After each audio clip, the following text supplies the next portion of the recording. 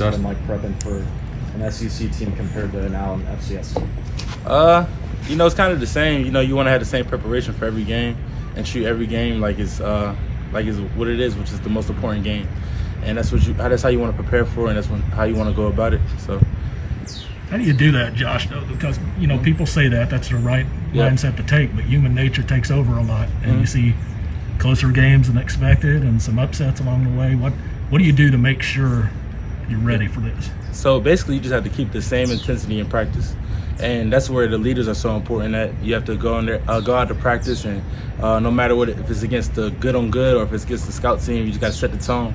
And as a leader at the D-line, you got to set the tone in practice, keep everybody pumped up and going. Know that you should be whipping the scout team and things like that. You're just keeping a high energy during practice, no matter if you're playing Chattanooga or if you're playing your next game in South Carolina. You want to keep that same intensity and that same energy. Coach Stoops talked Monday about just a few things on the D-line being cleaned up. A couple things here or there. I know Bully's played a lot, and Bully's a senior, but you're kind of that guy up front who's played a lot of. How much onus do you put on yourself to kind of just get everything in order and make sure all the ducks are in a row? Yeah, so I've been, by playing a lot and having the most experience on that D-line, you want to make sure that you lead not only by example, but by telling those other guys like how it goes and just being honest with them. And also by trying to know not only your position but the others as well, so you can help out with that as well. And by getting on that field, even being on that field, encouraging the guys like mid-game and things like that, just to tell them to keep going, keep pushing, because even in the SEC games, that late third quarter, early fourth, that's when you can really take over, and that's when that dog really comes out. You can see on film who's the dog and who's giving to them being tired or their technique getting sloppy. No matter if you're in the offensive line or defensive line, you're going to see those dogs come out and see who's going to take over their blocks and who's going to take over their game. You have the road game next week, and I'll be ahead of that this week, but how valuable is it for especially those younger guys to start these first three games at home and get just all that experience under the belt, and also the crowd's cheering for them more than they're cheering against them? Yeah, so that is important, just making sure that these young guys are getting those reps, getting those game reps while we're at home, while everything's good, while the crowd's on our side, because once we go into South Carolina, not skipping this week, but once we do travel on the road, it will be a hostile environment, and we'll get so those young guys will be comfortable because of the reps that they got here, and we'll be different, but we'll get them ready for it.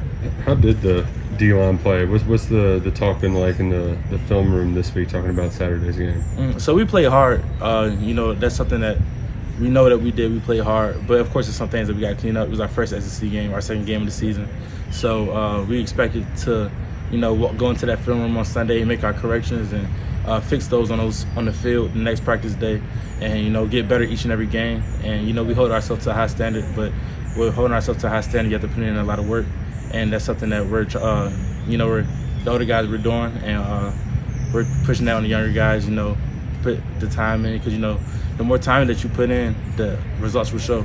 Is it frustrating when they're kind of throwing underneath and getting out of their hands quick? Like, can't even really get going, Yeah, so those little check downs. That gets frustrating, but it's just part of the game. You just got to keep rushing. You got to keep playing your keys and your technique. You can't get lazy with it, because as soon as they throw that check down, and then next thing you know, that's a play action. They're taking a shot, and that's your time to rush. But you're so used to that check down that you're not rushing. So you got to make sure that you're staying on top of your game each and every play. Yesterday, Liam said that the offense's main concern or emphasis this week was ball security.